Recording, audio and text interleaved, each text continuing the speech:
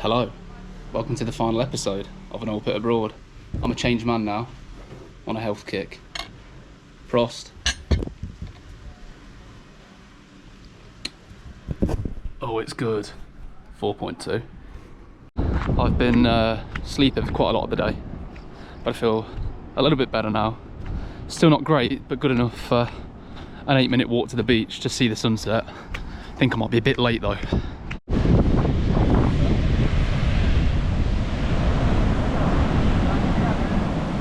Hello. I came straight back after I realised I'd missed the sunset and fell asleep.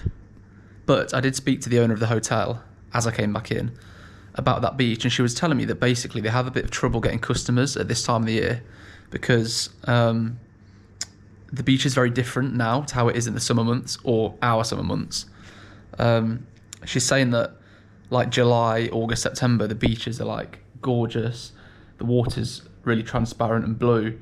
But now they're just absolutely full of trash. And I noticed that when I was there. I'll show you now.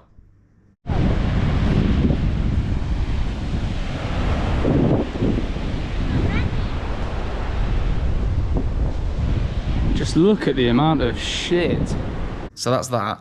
But she was basically saying that the island of Java is so like densely populated and they don't care about litter at all over there, and it's really badly regulated, so all of the plastic just ends up in the water, and when it gets to the rainy months or the windy months, they just sort of drift over to here. And it's the same in Canggu. I noticed it in Canggu actually, but it's the same on a lot of the places that are on the west coast of Bali, or you know, the southern end of it, and the litter just ends up on the beaches. But yeah, thought it was quite interesting. And also interesting that the island of Java doesn't regulate it either. It's a huge island. It's where Jakarta is.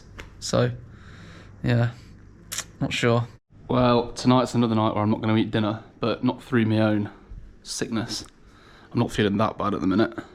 But I ordered at the restaurant some tuna tacos, which sounded very nice.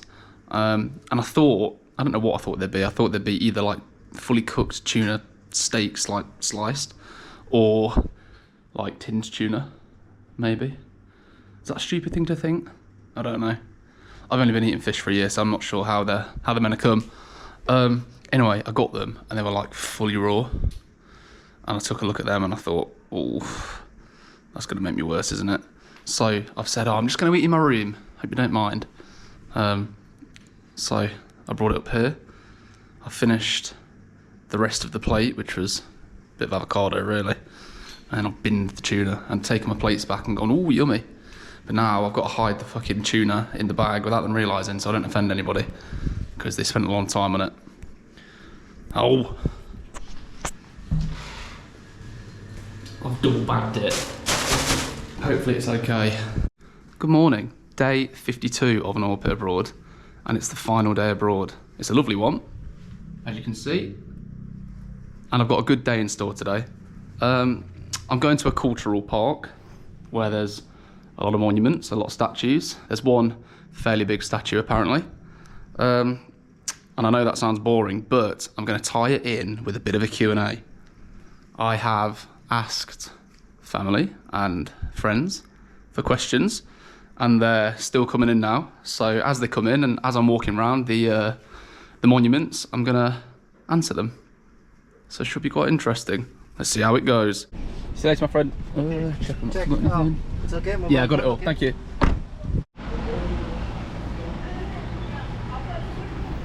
Interesting. Not sure what to expect from this place. I'm waiting for a shuttle.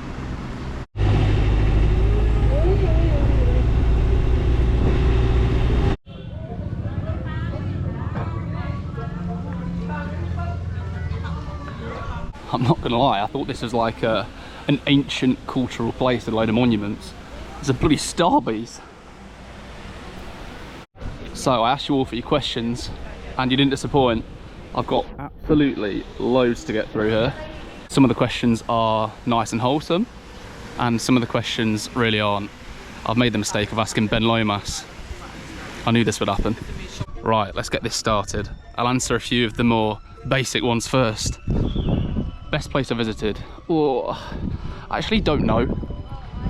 It's between Vietnam and Australia, I think. Both very different, obviously. Loved both of them, would happily live it all over again, every single minute of both places. They're both amazing. So I genuinely can't choose. I'd probably just say Australia because I enjoyed like Sophie and Steph being there. Which is a bit of a lame answer, but more people is more fun, isn't it? So I'd just say there, but Vietnam was absolutely awesome. Weirdest food I've tried. I've not tried that many weird foods. I came here thinking I'd have like scorpion and cockroaches on a stick and stuff like that. Like you see that all the time on videos of places like Thailand and stuff, but I didn't see it at all. I don't know if you have to go to the major cities. I don't know if Bangkok would have had them or if Jakarta has them here. I've not seen those at all. So I've not really had that much weird food, to be honest. Me and Spen had some pretty odd seafood, I suppose, on the boat, but nothing too weird. Callum asks what the strangest thing I saw was. This. The bloody hell is that? Not a clue. But other than that, I'm trying to think really. I saw a lizard and a hornet have a fight. That was a good watch, and the hornet was huge as well. I don't really know who won. I think they both sort of gave each other a few blows and that was it. That's quite a cool watch, quite strange. Callum asks also, would I have Christmas abroad again? Or a summer Christmas? And the answer is yes, I would, definitely. But I think only in Australia. I don't think I'd want one in Asia or anything like that. But I would have one in Australia. It's very cool. This music's bloody loud, isn't it?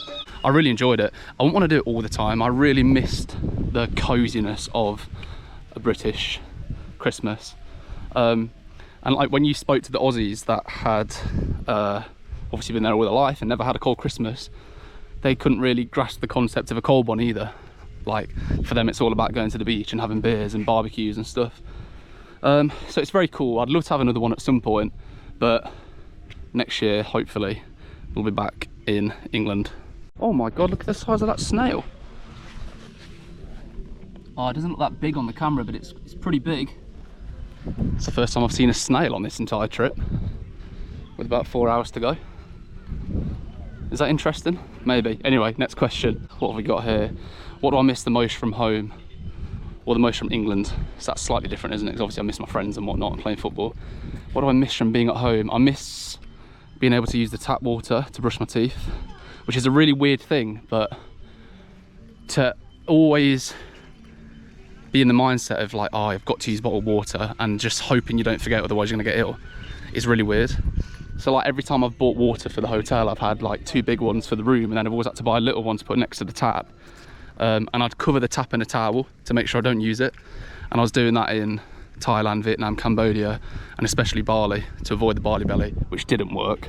But yeah, I do miss just being able to use the taps normally and risk-free food, not having to worry about eating things and potentially dying. I mean, it's a pretty cool statue, but the proportions aren't right, are they? Like his ear is as big as his pec, and he's got no arms. Another one, Emma asks, and you're obsessed with these, Emma, did you buy any elephant pants? I know what you're talking about. They're like, for those that don't know, they're like just sort of comfy trousers that have like elephant patterns on. I think, no, I've not bought any. I've also not seen where to buy any in any of the places that I've been, and I've only seen one person wearing them. I don't think they're as popular as you think they are. Maybe they are in the summer, I don't know. Maybe they're just like comfy sort of flowy trousers to have on in the summer, but I've genuinely not seen them apart from that one guy. So no, I've not bought any. Yeah, sorry to disappoint.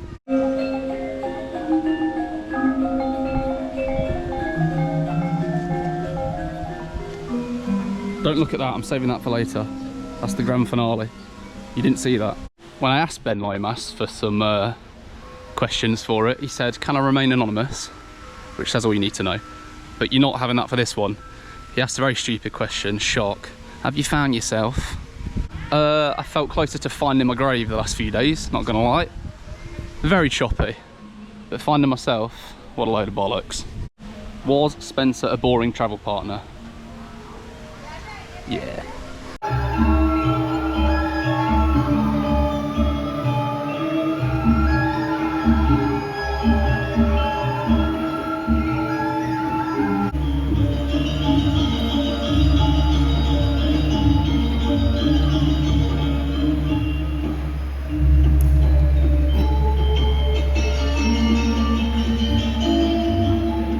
Well, he creeped me out.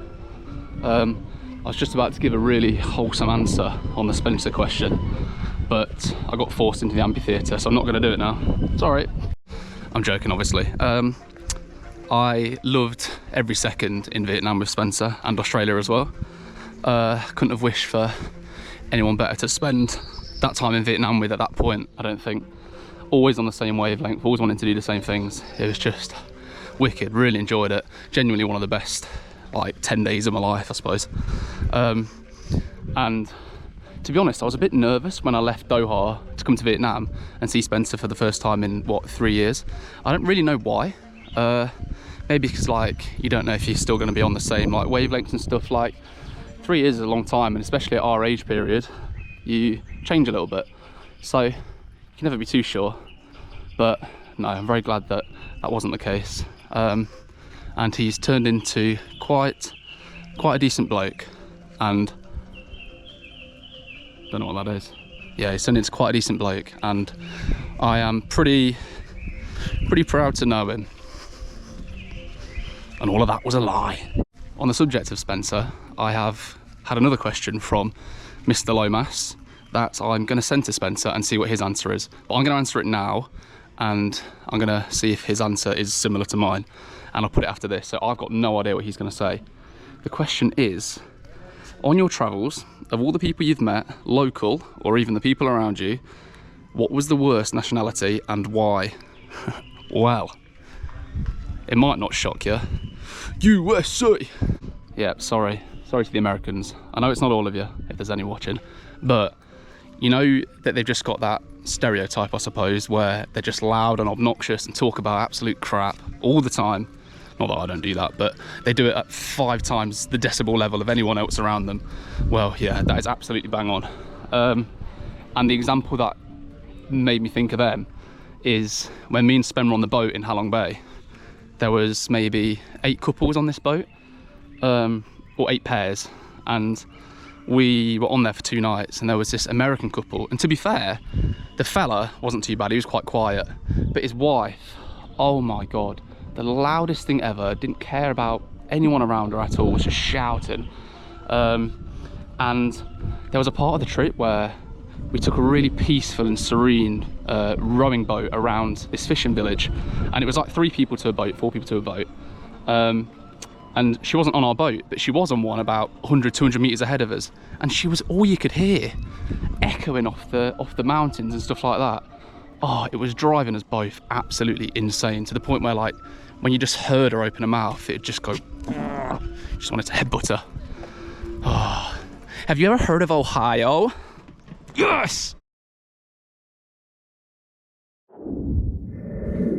Okay, Mr. Eves, thank you for your question. It's an interesting question. It's a question that could cause international warfare. So thank you for placing that weight on my shoulders. I will try my best to make sure that doesn't happen. However, I will answer your question. That question is, of all the people we met on our travels, I guess specifically in Vietnam, what was the worst nationality that we came across out of everybody we met? Now, it's definitely not the Vietnamese, because they are, hands down, the loveliest people I've ever met in my life. The staff, the locals, just the best people. There is an answer to this question, as I say, and the answer is America. Now, before all you Yanks start coming for my throat, don't turn your attention to me. Turn your attention to your old mate from Ohio, because she is no bueno, honestly. I'll take you back to Halong Bay, which was coincidentally the best part of Vietnam, in my opinion. She tried her absolute best, though, to make sure that wasn't the case. It started, unfortunately, all the way back in Hanoi, 2 or 3 hours before we even got to Ha Long Bay, when she climbed into the same luxury minibus that myself and Mr. R were, at that point, fortunately sat in. She proceeded over the next 2 days and 1 night to, I think, probably share every detail of her life with every member of crew and every passenger aboard the ship.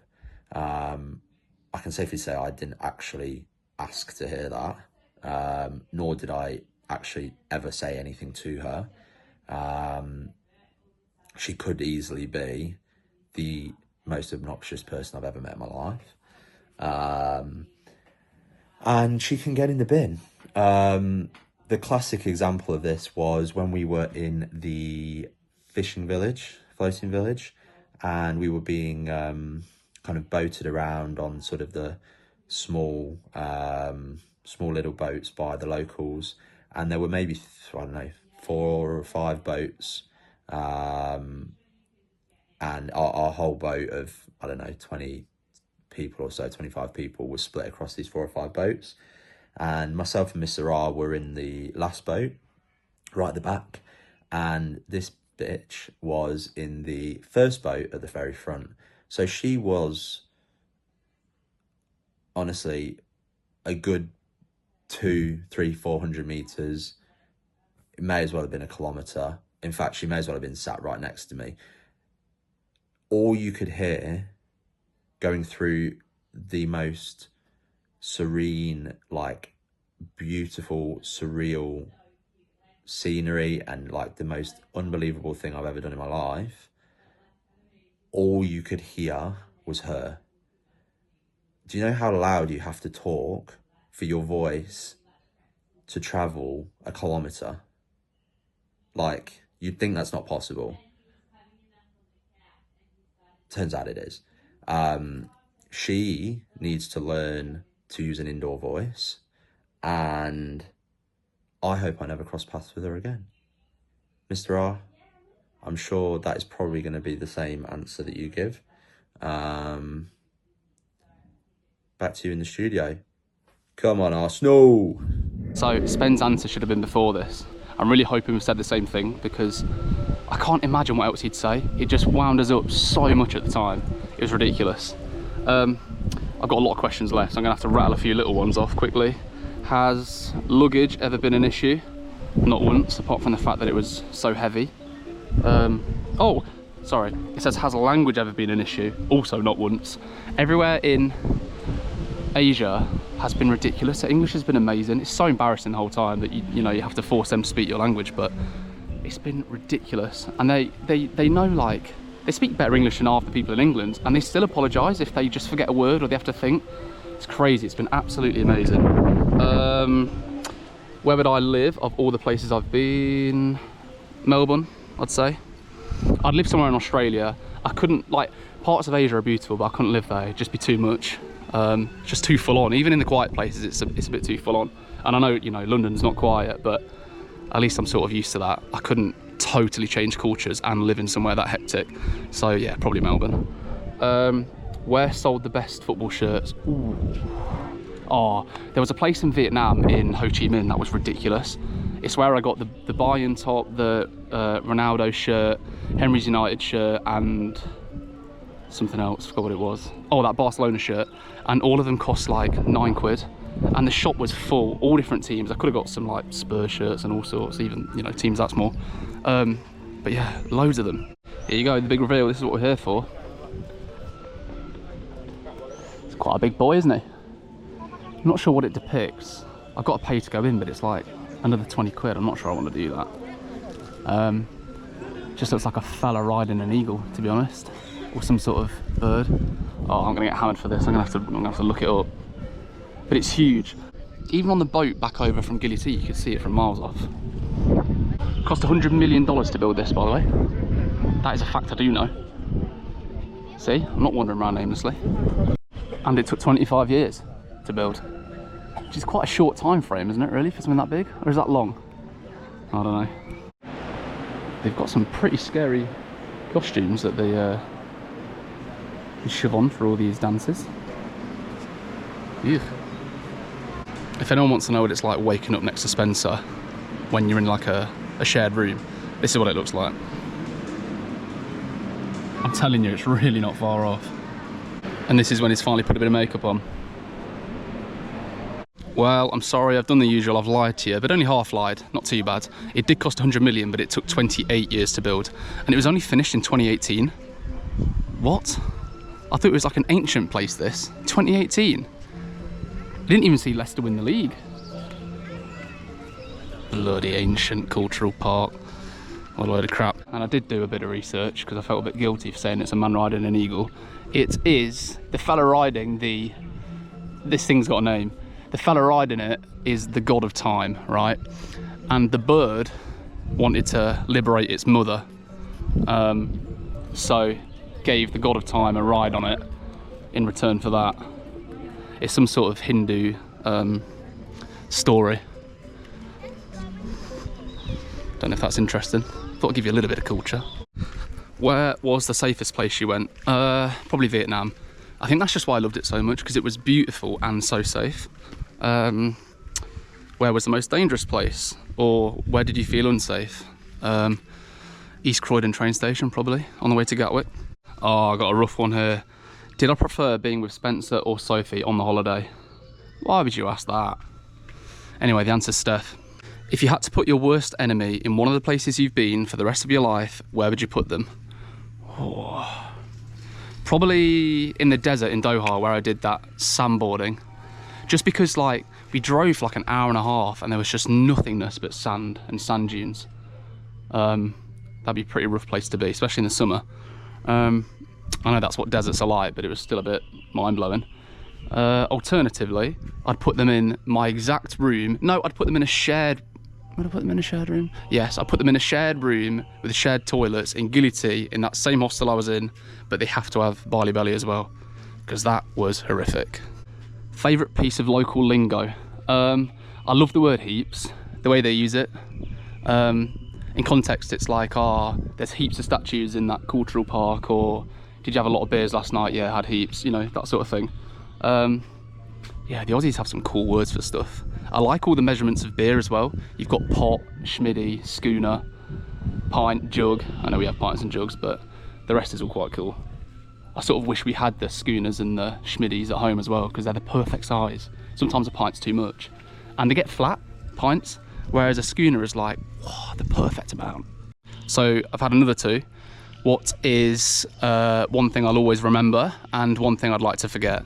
I was talking to Spen about this, about core memories, and I wonder what part of Vietnam will be our core memory. So in 5 years' time, when someone says, how was Vietnam? What's the first thing that like bounces into your head? And I think it's the kayaking in Ha Long Bay, just because of the scenery and the weather and just how chilled it was. And it's like, I couldn't believe the place I was in and how beautiful it was. It was unbelievable. So that's that one. And then what I'd like to forget, I think if I could totally erase something that happened, it would be the barley belly, because it was just so bad that it's almost put me off coming back to Bali. So I'd just like to forget that it happened, I suppose. Did you make a rookie error on the trip? Yes. Not a bad one, but I didn't pack that many t-shirts or clothes, to be honest. Maybe like 10, 12 t-shirts, because I'd heard that you could get laundry done for cheap, especially in Asia. It's like you take it to the counter and like 4 or 5 kilograms of laundry is like £8. Perfect. Did that. So I was in Doha, I'd worn about 5 t-shirts and went to the counter. Do you do laundry? Yes. Handed it in, they took it. There was what, maybe 5 t-shirts, 4 pairs of socks and a pair of shorts. Not a lot. Thought it'd be like £8. Checked out, got the laundry bill, £45. And you've got to think as well, that was like day 4 of the trip, day 5 of the trip, and I've had a pretty tight budget for the whole thing. So I was just thinking, what have I done here? And how many more mistakes am I going to make like that? But thankfully, not that many. Right, back onto some quick fire ones. Are connecting flights an issue? And are foreign airports anything to worry about? Connecting flights, Not had one yet. No, not had one yet. My first one's today, so I'll let you know when I get home. Our foreign airports anything to worry about? Not at all. Not even in Asia or anything. The worst airports I went to were Cairns and Brisbane, so nothing. They weren't that bad. Do you feel safe asking for taxis? You don't really like hail taxis. You just have an app. The only problem with it is the fact that you get so many people pestering you in the streets. They just ask you for taxis all the time, and it's really annoying. But if you just get the app up and say, I've got one, they normally leave you alone, or they go like, oh, I don't know, what's the price? And you say, it doesn't matter, leave me alone, I've got one. But I feel safe, but I'm also a 6 foot white bloke. So I can't obviously speak for everyone on that. But all the taxi drivers have been absolutely amazing, so lovely. Like, I've chatted to pretty much all of them. There was actually one that was bad in Vietnam with me and Spain, where he just kept on asking, where do you want to go? Shall I pick you up later? Surely you want to go here, I'll take you there. But that is one of about 15. So yeah, taxis are fine. Sorry, that was meant to be quick fire. Was local food dodgy? E.g., did you go to McDonald's because you found it hard to figure out if food was okay to eat? I mean, I've been to McDonald's like 2-3 times on the trip, 2, 3 or 4 times, maybe 5 times. I've eaten a lot of local food though. I think it just normally depends on how you feel. Like, most of the food's been fine. I've not really got that ill, to be honest, apart from here, and that's more water than food. If I've woke up feeling dodgy or I'm hungover, then I just go for, you know, something I know, whether it's like a club sandwich or a panini or something like that. But it's mostly been fine, to be honest. Did you pack anything that was unnecessary? Yes, socks. I packed way too many socks and I don't need them. I've worn flip-flops for like basically the last month and a half of my life. I only needed socks really in Doha when I was walking around the F1 track and stuff, but even then I probably could have worn these flip-flops. So yeah, socks. Did I ever get lonely and how did I cope? Oh, I mean, yeah, there's a lot of times when you feel lonely if you're on your own traveling this far away. Ho Chi Minh was bad when Spencer left because I didn't like Ho Chi Minh City that much, and it was the first time I was on my own that far away. Like, Doha wasn't that far from home, but Ho Chi Minh was, so I felt pretty bad then. When I left Spen and Steph and Soph in Australia and then knew I had the next 16 days on my own, I felt a bit lonely then. Yeah, and it's quite a lonely experience, not because you're away, but the time zones are so different as well. So everyone that you want to speak to, like, you have Wi-Fi a lot and you have data that's cheap, so you can talk to people if you need to, but a lot of the time they're asleep, especially when you're over here and the time difference is so big, so it's a bit lonely. How did I cope with it? Just cried and went to sleep. What else you meant to do? Oh, and had a Big Mac. No, I'm only half joking. How did I actually cope with it? It's not that bad, it's not too bad.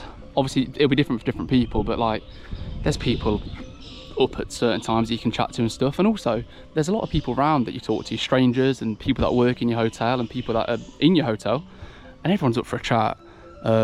So it sort of distracts you rather than cures the loneliness, but it's a good way to get rid of it. In the hotels when everyone's been asleep from back home and I don't have people to talk to, I just go downstairs and there's usually people sitting at the bars or whatever, or you can chat to some of the hotel staff. Don't know if that's a good answer, but that's what I did anyway. When it rains, is it cold? No, it is the most ridiculously humid thing ever. It's outrageous, and like, you'll put your waterproof jacket on because it's torrential rain, but you'll get so hot, absolutely sweating buckets. So it's a bit of a weird experience. Would I do such a long trip again? Probably. I'd like to do a bit of a longer one, like have a full-on year off work, but you need a lot of money for that. I think if I could do it again, I'd have like 6, 7, 8 months off and properly do the world and do South America and stuff like that. I've got no like reservations at all about doing a similar sort of trip. It's been wicked. And another question that sort of ties in, was it all worth it? And is it better than doing individual 2-week holidays? 2-week holidays are nice in places you want to go, but this is like a different level. Seeing things you never think you'd see, and oh, it's just been amazing. It's been one of the best times of my life. I'm so glad I've done it. Was weather an issue? Do you wish you'd looked at climate in picking the places? I didn't really have a choice, to be honest, especially because I was just floating around the places I want to be in. I mean, everyone knows it's meant to be the rainy season in Asia, but it's not been that bad, to be honest. Vietnam, it was meant to rain every day and it didn't. So it's not been that bad. Bali's been the worst in terms of pure rain. Could you have done it all on your own, or did Spencer, Sophie and Steph make it a whole different trip? I mean, yeah, I could have done it on my own. And like I said about, you know, with the loneliness question, you're never fully on your own, you're fine a lot of the time. There's a lot of people to talk to, and there's people in the same boat in almost all the places. So yeah, I could do it on my own, and I quite like being on my own sometimes. It's nice to have that sort of time to yourself and whatnot. But there is nothing quite like being with your friends, and life's better with mates, isn't it? So yeah, it definitely enhanced the trip, but I'd still do it on my own if I had to. I like this one. Which has been your favourite Manchester United loss on the trip? Right, let me have a look. So, I mean, I've only been away for like 2 months basically, so it's not a lot of time, and obviously Amarim's worked wonders at the club, so there can't be that many to choose from. I've got to pick one from the 2-0 loss to Arsenal, the 3-2 loss to Forest, the 4-3 loss to Spurs.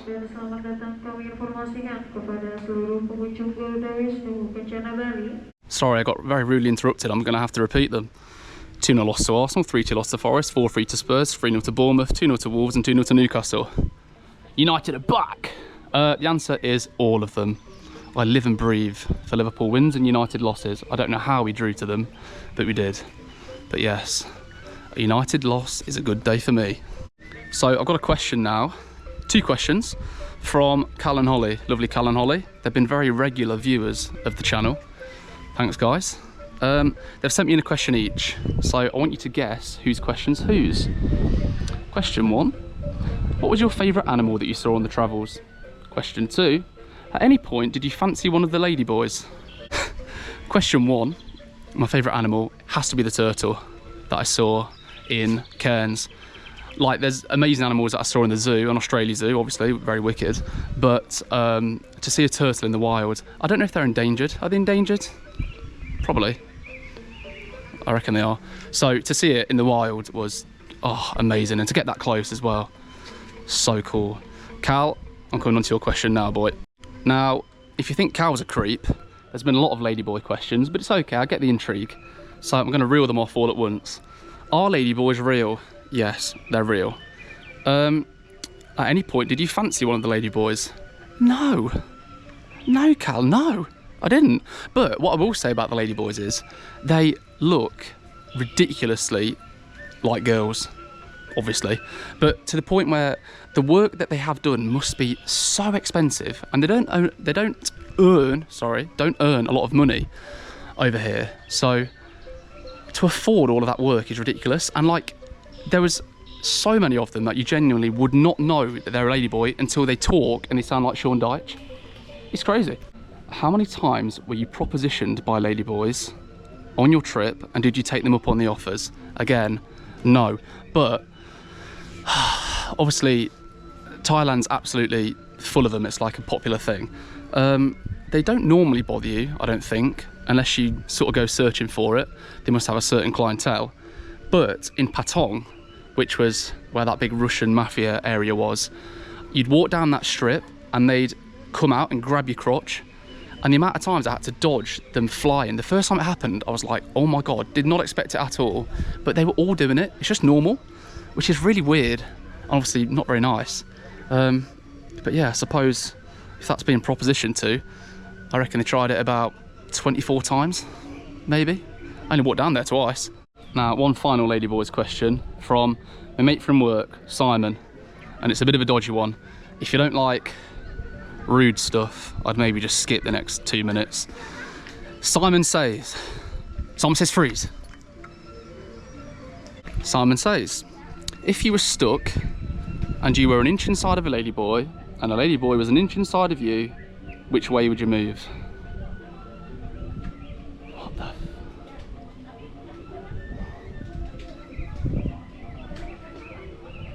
I don't know. I think it'd be backwards. No further questions. Biggest animal wang I saw is one that's coming. What the? I don't know. I didn't see any. I wasn't really looking. Suppose, oh, giraffes must have a big one. Saw a few giraffes. Well, the real answer is Spencer. What was your favourite meal? Oh, it's tough. Like, the best experience I had, me and Soph went for Christmas Eve dinner at Oh, what was it called? I can't remember. Either way, it was the casino in Melbourne, and it was like a buffet style dinner. It was absolutely unbelievable. You'd never normally book a buffet for something like that, like quite a nice meal, but it was incredible. Just like the best food from so many different areas and cuisines. Lobsters when you wanted them. I didn't even like lobster, but I still had two. Like, oh, it was just wicked. We had a view over the river, and there was like a light show. That was just absolutely perfect. If I had to pick one other than that, it would be, there was a place in Vietnam called Met, which was like a bit of a chain of restaurants. There was like 3 or 4 of them. But, oh my God, the food was amazing. We shared a few different plates there, and it was just incredible. I think I could probably eat there for like 4 or 5 different nights and have a different meal every night, and it would have been, wow. Yeah, so Met or the Crown Casino, weirdly. Biggest surprise, I think how much I enjoyed those temples in Siem Reap. I thought that was going to be a boring day, but I absolutely loved it. It was so cool walking around there. I'd do it again any day. Worst surprise, again, just probably how pretty Bali's not. I mean, this is quite nice, but yeah, I think it's just because my expectations were so high, and it's nice, but I wouldn't say it's anything special. It's all right. Another very typical Ben Lomas question here. Is the plumbing better in Bali than it was in Clapham? Well, I've stress tested both, that's for sure. For context, I lived in Clapham for the first 2 years of moving to London, and our drains were terrible. The toilet would block probably every 30 minutes maybe. No, every 3 or 4 days, which is still ridiculous, isn't it, when you're paying that much rent to live in London. So yeah, Bali, much better. How did I manage to get all this time off for the trip? Well, I had my job. I've been in the same job for the last 5 years, and I worked through COVID, and when it was COVID, it was all work from home. So I didn't really see the point at the time of taking any holiday days off, because I was like, well, why would I do that to just sit at home anyway? I know it's meant to be for your mental health and burnout and stuff like that, but I didn't want to do it. So I didn't, and I sort of hoped that would mean that they'd let us take maybe, I don't know, an extra 5 days over. I think we normally get to carry like 8 or 10 over. So I thought they'd say, oh, to just take 15 because it was a bad year. And they ended up saying, just take all of them. So I think I had 26 days of holiday that I didn't use, and they said, well, just take them all over. You just got to use them before 2025. So I thought, excellent. I'll keep carrying some over for the next few years. And then at the end of 2024, I'll have a massive traveling thing where I go to Southeast Asia. So I have, and that's why I'm here. And it's been brilliant. You can also have a year out and keep your job afterwards if you want. Obviously I've not done that, but you can. Sorry guys, I had to cut that video short a little bit there because I was feeling a panic attack coming on, which is it's a very new thing in my life. It's not new, it's about 9 months old. I thought maybe I'd talk about it a little bit because it sort of ties in with one of the questions that was asked, I suppose. Basically, end of April, start of May, I just finished the London Marathon, and it was about 2-3 weeks later. I was driving to Lincoln about 10 o'clock at night on the inside lane on the dual carriageway, and I had really big chest pains. I went really lightheaded, my hands went numb and my feet went numb, and obviously I cacked myself. I swerved across both lanes into the hard shoulder and parked up and rang the ambulance. I thought I was having a heart attack. I waited there for a while, ended up in Lincoln A&E, getting tests and stuff. Sorry, dropped my bottle. Yeah, so I was having like an ECG. I had blood pressure and all that sort of thing taken, bloods tested, and I was fully expecting the doctor to say, oh, you've messed it up during the marathon, you've like done something to your heart, basically. But when I left, he said it's just a panic attack. And I was like, what? I've never had one of those before. And I was literally just in the car singing along to whatever song was on the aux at the time, happy as Larry, on my way home, about to go and watch the footy the next morning, and that happened. But he was like, yeah, a panic attack. So it really confused me and scared me a little bit. And then shortly after, I had one at home, back in London, and then had one in Germany before the England game when I was with my dad. And every single time I had no idea why. at all. Not sure what caused them, why it was happening, and I still don't know why they happen at all. There's almost no reason for it. It's like then, just chilling, chatting away, and I can just feel something. It happens in like 3 stages, I'd say. It's like the first stage is like something's not right. The second stage is like this horrible feeling of like something's about to happen, pre-panic attack. You feel a bit like numb and weak and just worried, but you don't know what about. And then the third stage is the panic attack. And every single time you have a panic attack, it feels like, for me, I'm having a heart attack. That's it. I know it's happening, even though like logically it's not.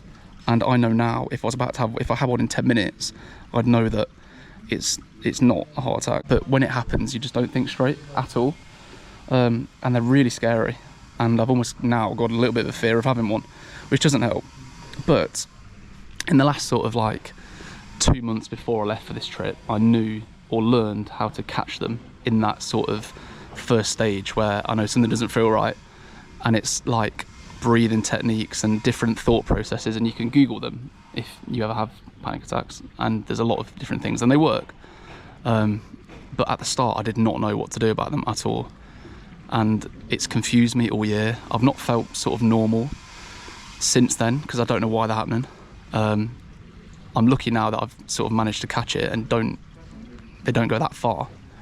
But yeah, it's made the year quite difficult though, the last year that's passed, because they're really horrible things to have.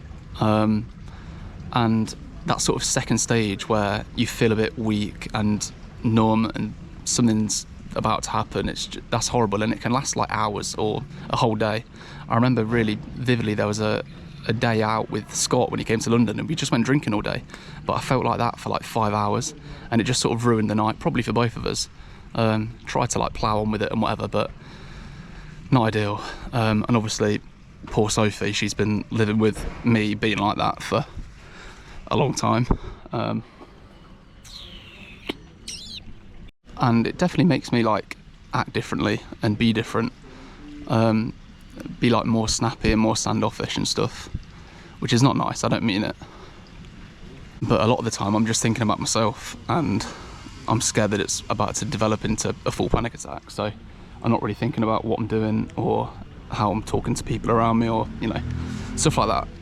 So fucking hell. So yeah, it's been a bit of a weird year for me, and one of the questions in the thing was what was I most worried about before coming here, and I think the normal answer is barley belly or dangerous animals or getting bit by a crocodile or something like that. But I was genuinely just worried about me, I suppose, and if I'd cope with it all right. And for the most part I've had a few days that have been a bit weird, where I've felt more anxious than other times, but yeah, that was it really. Sorry, bit of a deep answer to that question. And I used to be the sort of like fella as well that like when people would talk about being anxious about something, I'd just say just don't think about it, which is not very nice. Also, stupidly, I thought that it was just me that had that sort of reaction to it, where I thought it was like a heart attack and stuff like that happened every time. But then Simon at football a few weeks ago was talking about when his girlfriend had it one day and he missed football because of it, because she thought she was having a heart attack and he rushed her to hospital and it turned out it was just a panic attack. But I mean, I completely sympathise with it. Yeah, I wouldn't wish it on anybody. It's a horrible feeling. But yeah, luckily I don't have them anymore, and I've learned how to catch them, which is a nice thing. But I do still get like the early. Sorry, as I was talking, the taxi driver sent me a text saying it's 15 minutes away, and I still had to shower, so I quickly rushed off and showered. Yeah, as I was saying, I'm fine now. It's all right.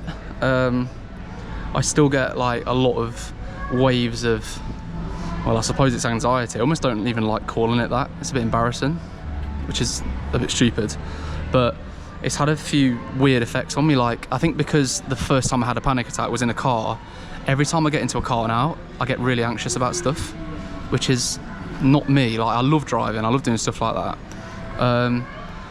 So yeah, it's a bit weird. I'm gonna have to try and get over that one somehow.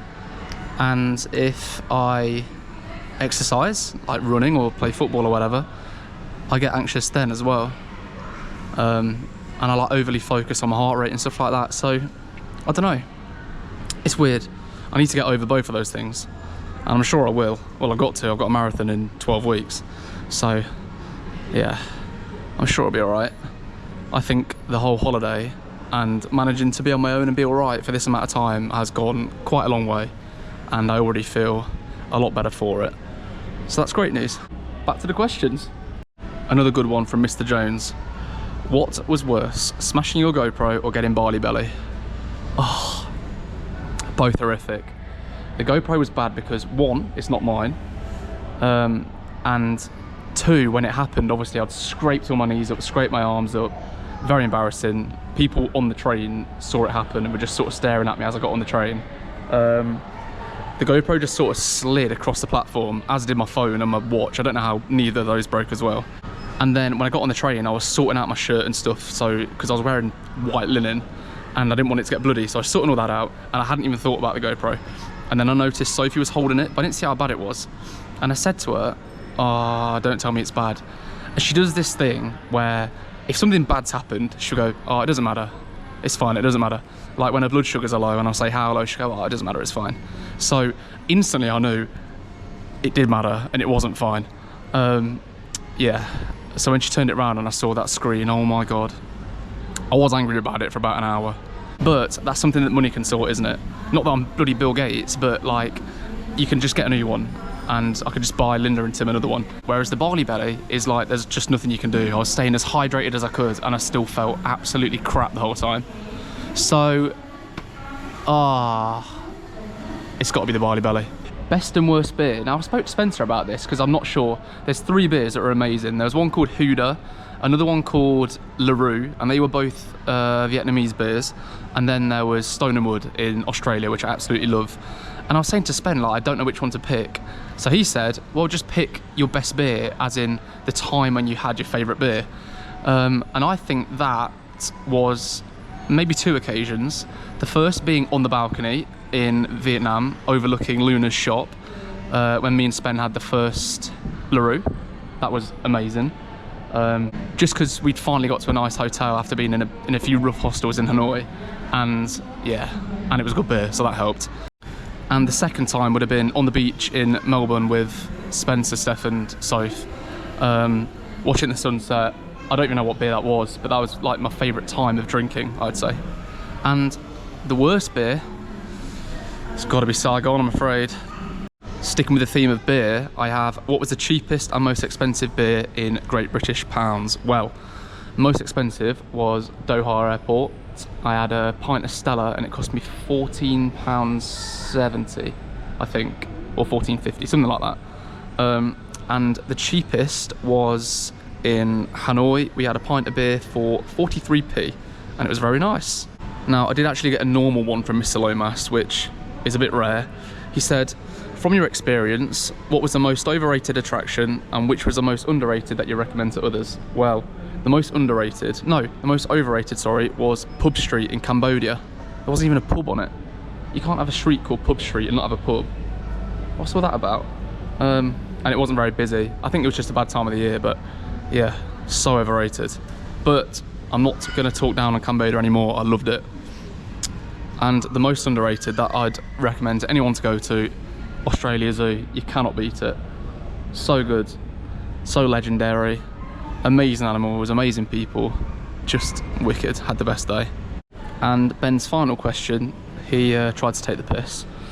You are my favourite YouTuber. As I aspire to be like you one day, do you have any tips on making great content? Yeah, just shave your head and smash a GoPro on purpose. On a scale of 1 to 10, how did the trip live up to your expectations? Well, I didn't really know what to expect when I came away. Like, I didn't know what to expect from any places. I had very rough ideas of what places were like, but when I got to Hanoi, it wasn't what I expected at all, but loved it. Same with a lot of places in Thailand and probably Australia a little bit as well. So I'd give it like an 8. The remaining 2 is probably Bali. That wasn't as good as I expected it was going to be, and half of that was probably down to me not being very well and the weather, but yeah, maybe I expected a bit more. But the rest of it, didn't know what to expect, but absolutely loved it all. And the final question, before I go and get some dinner, before my flight, is Spencer still an oil pit? You bloody betcha! Oh my god, this is brilliant. I've just received Spencer's answer to the question from earlier. He sent it to me, what, about 15 minutes ago? And I didn't see it came through, but I just watched it. I didn't even tell him at all what I said earlier. I can't believe how similar it is. Your old mate from Ohio. That is fantastic. I'm going to ask myself a question here. What's my biggest airport irk? Why do people go on travelators and stand still? That's not the point of them. Right, my flight's boarding, so that's going to have to put a stop to the questions for a little bit. There it is. But I've got a 2-hour wait in Doha, so I'll answer some more then. See you later. Do you recognise where I am? Back here. Last time I was here, I was leaving for Vietnam, and that was 48 days ago. Feels like yesterday. Absolutely ridiculous. Just landed at Gatwick. Couldn't really answer any questions at Doha because I had to rush through it to get my connection. So, yes, I'll do some later on. That flight was very rough. Unfortunately, the barley belly that I thought I'd beaten came straight back. So, a ropey 6 hours. Wow, it's cold out there. I'm on the train back to London Bridge. It is 7 in the morning, UK, or 15:04 to me, 3:04. I got some questions overnight from Glax. I'm going to answer. He sent me like country specific ones, which is quite cool. Bali. Did I buy a shell necklace or a shell bracelet? No, but I know what you mean, and a few of the lads did. There was a lot that sort of made them while you waited, but it just took them a while, and I couldn't really be bothered. And like, when do you wear them when you're home? They might look cool when you're out there, but like, I'm not going to wear it into the office, am I? Australia. Were you a surfer dude? No, didn't have time. And also, the amount of stories of sharks in the sea, in the places where there were good waves, no thanks. Cairns, did you see more rude homeless people and places to get a decent pint? Sorry, Schooner. Sounds like we both had a pretty rough experience of Cairns. Yeah, I mean, Cairns was just so rough. Obviously, I got abused on one of the buses. A lad got arrested for carrying a knife and a screwdriver on another bus, and I only went on 3, so not a good percentage. Thailand, did you have a happy ending massage? No. I didn't know if they were real things, to be honest. But again, in Patong, where it gets weird, normally when you walk past these massage parlours in Thailand, they are just sort of rooms with like 7 beds in, and then outside is a load of girls, and they always say, come in, do you want a massage, that sort of thing. And a lot of them have like old ladies out the front who are probably quite good at the massages. But apart from in Patong, I didn't see any that were like seedy. In Patong, you had some, well, it's actually very clear, you had some that had signs on the door saying no sex, and other ones that didn't have anything on. So I imagine you could have got a happy ending there. But it was very weird. I can't imagine ever going in there. Ugh, strange. Cambodia. At Angkor Wat, how many Americans did you see sitting on the ruins? Oh my god, so many. They're like falling down half of these ruins, and there's signs everywhere saying don't sit on them, don't lean on them. And you're right, there were so many people just sat on them, and I'm afraid to say a few were fat Americans. Has Spencer convinced you to get a mullet and a moustache? I mean, he does look quite cool, like a young Pablo Escobar type figure, but I don't know. It would look cool while I was over there, but then again, back here, if I'm cutting around in a mullet and a moustache and I don't have an Australian accent, people look at me and think, what are you doing? I reckon. Did you ride in the back of a tuk-tuk, eat coconut rice, or eat any scorpions or insects? Well, I've answered the scorpions and insects one earlier. I did ride in the back of a tuk-tuk, but not in Thailand. I did that in Cambodia. I thought it was cool to get a tuk-tuk from the airport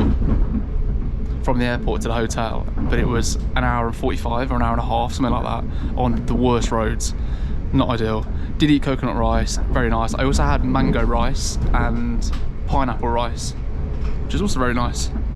Good question, sir. Another good question here. Could you have done it all on a smaller budget? E.g. were hotels better than you thought, so you could have gone cheaper? I mean,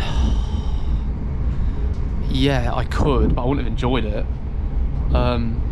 So my budget was 3,500 when I left, and I got paid halfway, but after rent and bills and stuff, it only added about an extra 1,000 in. So my budget in total was about 4,500, and that is after I'd booked a lot of the flights and stuff. I don't know what I spent overall, maybe closer to 6, something like that. I don't know if I could have spent any less. I mean, I've barely got anything left now, and I know I stayed in some nice hotels sometimes, but I also stayed in some pretty ropey ones. You definitely could, and you could definitely stay in worse places. I don't know, there'll be hostels that are like €6 a night and stuff, but you'd have to be a certain type of person to have a good time in those. I'm not sure. It's possible, but not for me. And to be honest, flights are costly, and for me they were unavoidable. Like in Vietnam, I got a flight from Hanoi to Da Nang, and then another one to Ho Chi Minh, and then from there to Siem Reap, and then from there to Phuket. I think you could have got sleeper buses and stuff like that, and sleeper trains. Maybe not trains, but definitely buses. That would have been a lot cheaper, but I just didn't have the time to do that, because that would have taken, I don't know, 17, 18 hours per place, probably. Especially with the roads that aren't great. So I don't think I could have done it much cheaper than I have. There's a few hotels I stayed in, like the last one in Bali, where, you know, it was fairly nice and I could have got a cheaper place, but sometimes you feel unwell and the last thing you want to be in is a €6 hostel. What did you use to find accommodation? Just booking.com and Hostel World, and that's literally it. And the final viewer question comes in from Mr. Scott Gibbons. Why did Spencer get another girl's name tattooed on his leg? Oh, leave him alone, will ya? It's obviously just F1 and stuff like that. Although he did date a girl called Senna in school. I'm sure that's got nothing to do with it. Yeah, just F1. I'm joking, Stephanie. Purely F1. Although I do think he probably needs to get like a little car or a helmet next to it. Although it's quite close to a helmet already.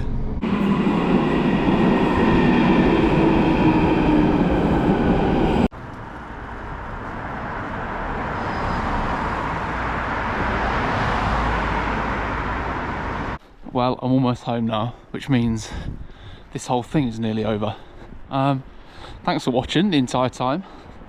It's been a bit weird, really. I only set it up for mum and dad to watch, really, and Siphon and mum, just to keep track of where I am and what I'm up to. And I think combined, there's been nearly 2,000 views on all the videos. I'm not sure why. It's just been me prattling about, but very grateful.